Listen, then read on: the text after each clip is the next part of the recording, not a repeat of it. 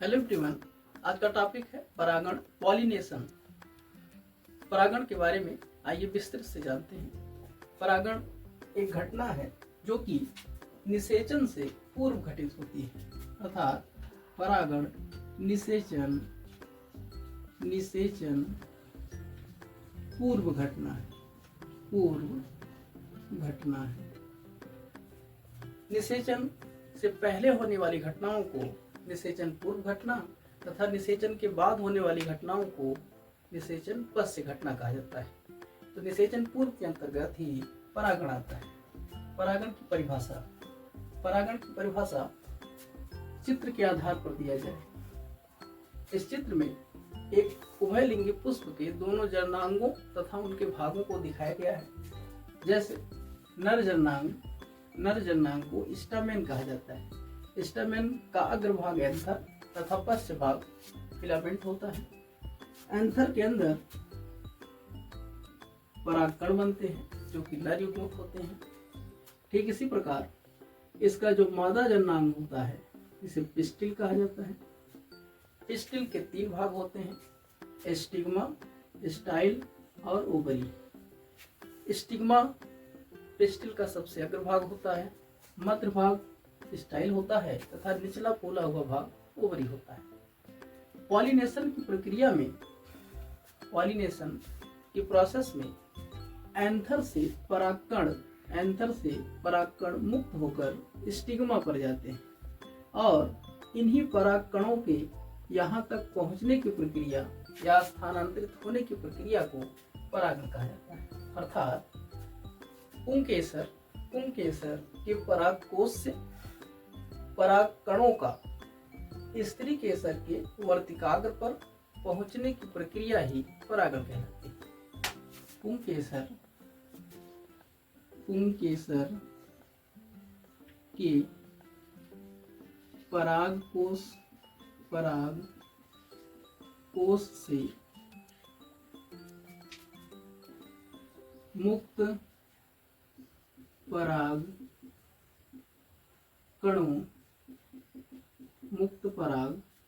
कणों का स्त्री केसर के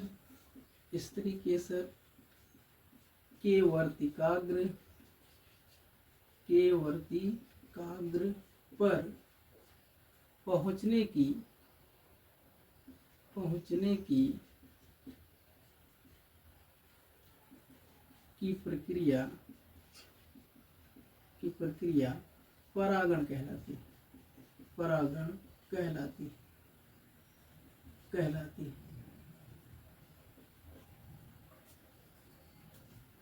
पुंकेसर जो कि पुष्प का नर जरनांग है, उसके अग्रभाग को परागकोश कहा जाता है, जिसमें आगुणित परागकण बनते हैं। जब ये परागकण परिपक्व हो जाते हैं तो परागकोश यानी परागधानी स्फुटित होती है और परागकण उससे निकलते हैं, जिन्हें मुक्त परागकण कहा जाता है।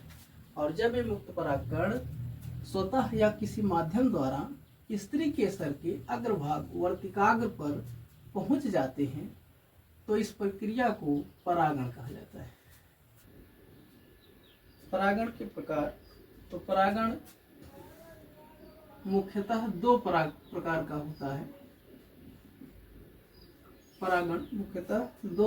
होता है। पहले परागण का नाम है स्वपरागण और दूसरे प्रकार का नाम है परपरागण। स्वपरागण को अंग्रेजी में सेल्फ पॉलिनेशन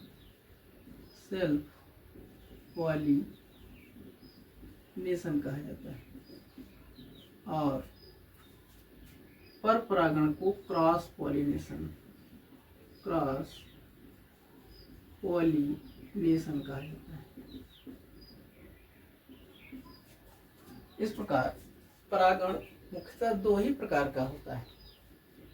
वह परागण जिसमें परागकण स्वतः यानी बिना किसी माध्यम के पुंकेसर से स्त्री केसर के वर्तिकाग्र पर पहुंच जाते हैं, उसे स्वपरागण सेल्फ पॉलिनेशन कहा जाता है।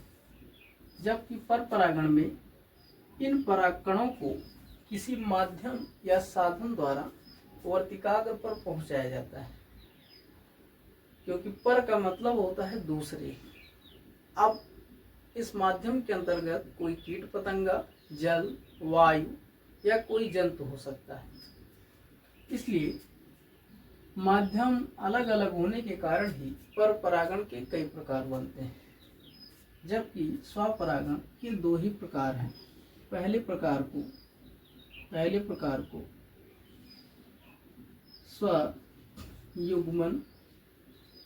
स्वयुग्मन यानी ऑटोगैमी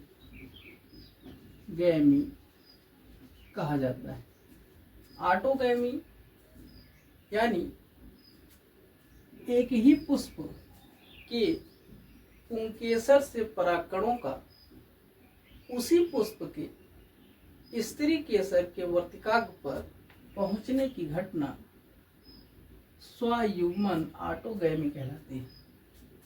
इसका बेस्ट एग्जाम्पल मटर और टमाटर है।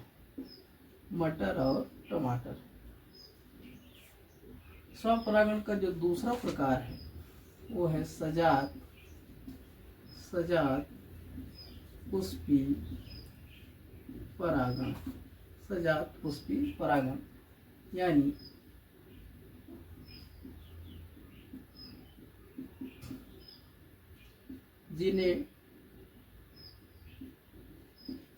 जिनेटोगैमी।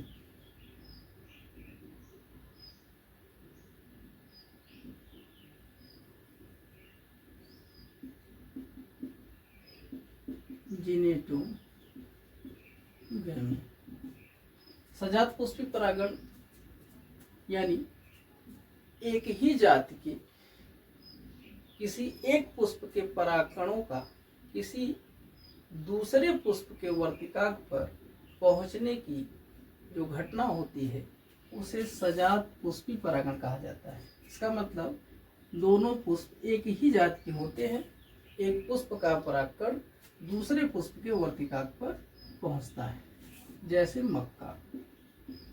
इसका बेस्ट एग्जाम्पल है मक्का। तो स्वपरागण स्वतः होने वाला परागण है, जिसके दो प्रकार हैं, स्वयुग्मन और सजात पुष्पी परागण, ऑटोगैमी एंड जिनेटोगैमी। पर परागण माध्यमों के आधार पर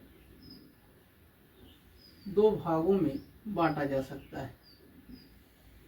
यदि माध्यम में कोई निर्जीव घटक है तो उसे अजैव माध्यम कहा जाएगा, और अगर कोई सजीव घटक है तो उसे जैव माध्यम कहा जाएगा। अजैव माध्यम के अंतर्गत यानी एबायोटिक मीडियम के अंतर्गत परागण यानी पर परागण दो टाइप का होता है। एक होता है वायु परागण और दूसरा है जल परागण।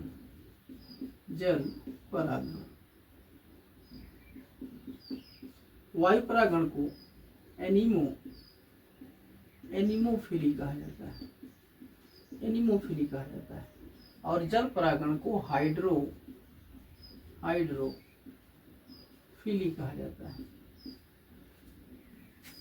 वायु का जो टेक्निकल वर्ड है वो एनिमो है, इसीलिए एनिमोफिली, और वाटर का टेक्निकल वर्ड हाइड्रो है, इसलिए हाइड्रोफिली। यदि पर परागण अजैव माध्यम वायु के द्वारा होता है तो इसे वायु परागण कहा जाएगा। और वायु परागण ज्यादातर फसलों जैसे धान, गेहूं, मक्का, इन सब फसलों में होता है। जल परागण हाइड्रोफिली खासकर जलीय पादपों में होता है। इसमें अजैविक माध्यम जल होता है, क्योंकि जल के माध्यम से यानी अजैव माध्यम जल के द्वारा हुआ जलीय पादपों में परागण जल परागण हाइड्रोफिली कहलाता है। हाइड्रोफिली में जलीय पादप आते हैं, जैसे हाइड्रिला,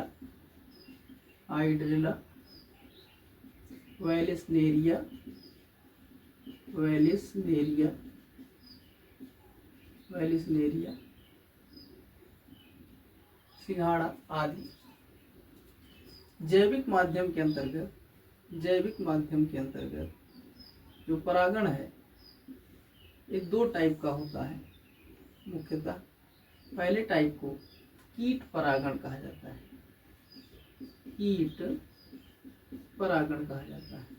कीट परागण को इंटोमोफिली कहा जाता है। कीट परागण यानी जैविक माध्यम कीट पतंगों द्वारा हुआ पर परागण कीट परागण कहलाता है, यानी इंटोमोफिली कहलाता है। इंटोमोफिली के अंतर्गत कीट पतंगे, बर, शलभ या मक्खियों द्वारा यह परागण संपन्न होता है। सबसे ज्यादा कीट परागण ही होता है, यानी ऑल ओवर देखा जाए तो कीट परागण सर्वाधिक होता है। कीट परागण का एग्जाम्पल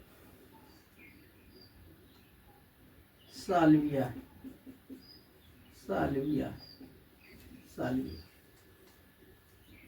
दूसरा है जंतु परागण। जंतु परागण को जूफिली कहा जाता है। जूफिली यानी जंतु परागण के अंतर्गत जितने भी कशेरुकी प्राणी जो जीव जंतु के अंतर्गत आते हैं, अगर वो परागण प्रक्रिया में भाग लेते हैं माध्यम के रूप में, तो उन्हें जंतु परागण के अंतर्गत यानी जूफिली के अंतर्गत रखा जाएगा।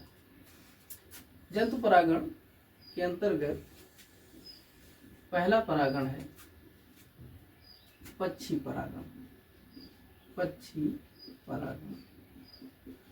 परागण को आर्थिनोफिली कहा जाता है। आर्थिनोफिली में सनबर्ड, हमिंग बर्ड जैसे पक्षियां शामिल होती हैं, यानी जैव माध्यम पक्षी द्वारा हुआ पर परागण पक्षी परागण आर्थिनोफिली कहलाता है। आर्थिनोफिली यानी पक्षी परागण एंथ्रोसिफेलस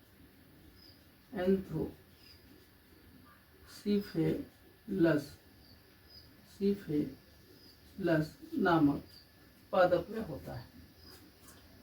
इसके अंतर्गत जो दूसरा है वो है चमगादड़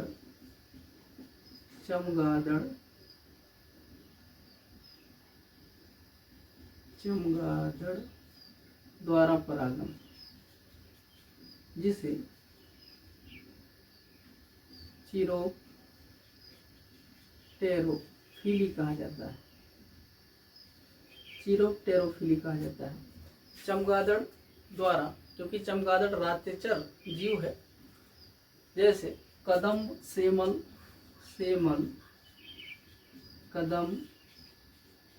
और कचनार जैसे पादपों में परागण चमगादड़ों द्वारा होता है।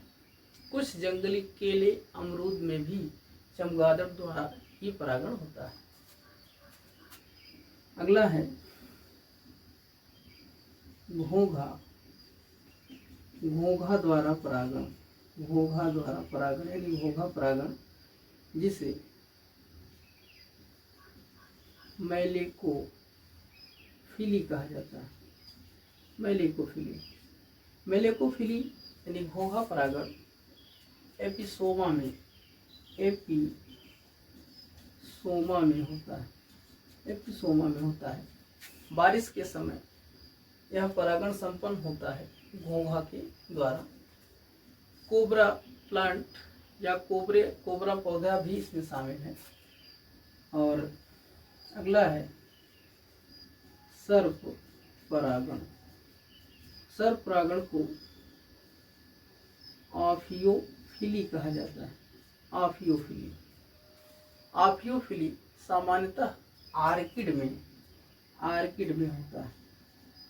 आर्किड, इसीलिए इसे सर्प वृक्ष भी कहा जाता है, आर्किड। तो अगर माध्यम में कोई सांप, क्योंकि ये दुर्लभ परागण है, माध्यम में यदि कोई सर्प परागण प्रक्रिया को संपन्न करा रहा है, इसे सर्प परागण ऑफियोफिली के नाम से जाना जाता है। स्वपरागण तथा परपरागण में अंतर, आइए देखते हैं। पहला अंतर स्वपरागण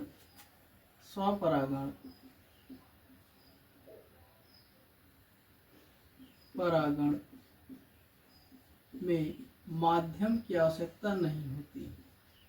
माध्यम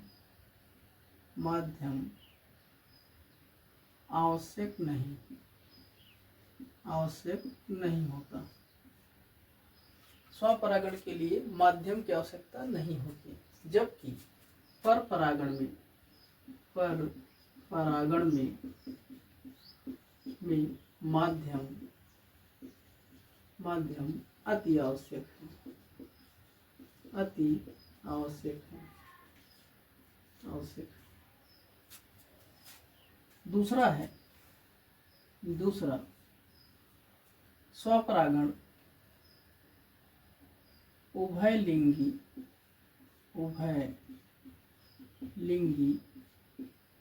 पुष्प में स्वपरागण होता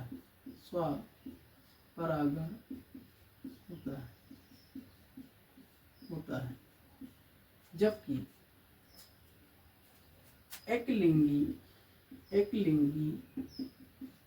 अथवा उभयलिंगी यानी दोनों पुष्प में परपरागण हो सकता है।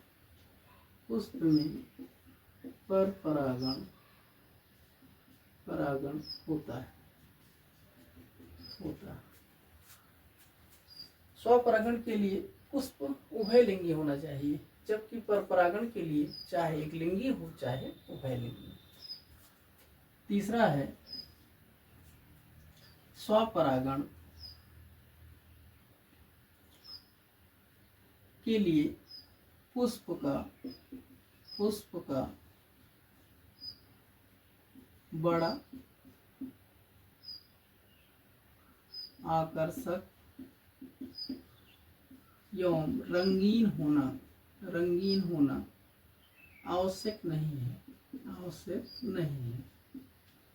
यानी स्वपरागण के लिए जो भी पुष्प प्रतिभाग करते हैं वो पुष्प बड़ा आकर्षक एवं रंगीन ना हो तब भी स्वपरागण हो सकता है, जबकि परपरागण के लिए पुष्प का बड़ा होना रंगीन होना तथा आकर्षक होना अति आवश्यक है। चौथा है कि परागण स्वपरागण से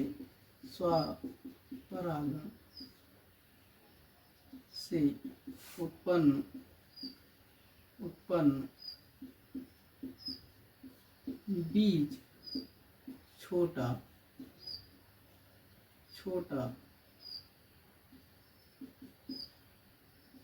एवं हल्का होता है।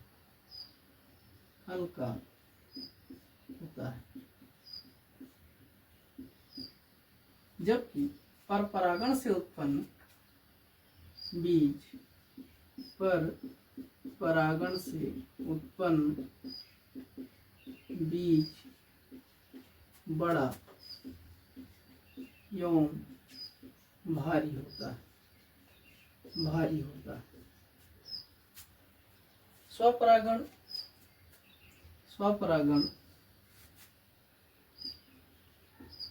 स्वपरागण से उत्पन्न संततियां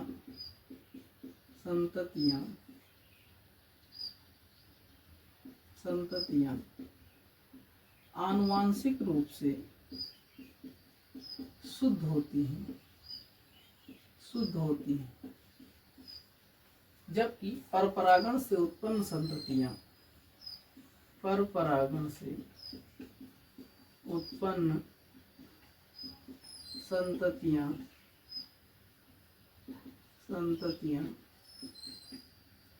आनुवांशिक रूप से संकर होती हैं। यानी जो नई संततियां स्वपरागण करके उत्पन्न होती हैं वो जेनेटिक रूप से शुद्ध होती हैं, जबकि जीनों के पुनर्संयोजन के कारण परपरागण से उत्पन्न संततियां संकर हो जाती हैं।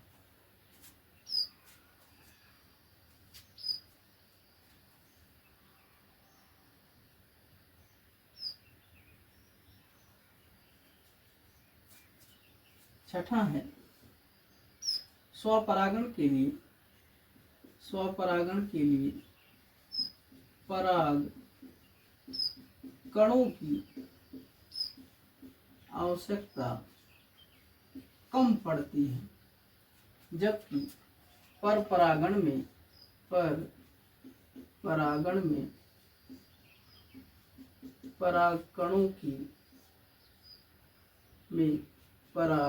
कणों की आवश्यकता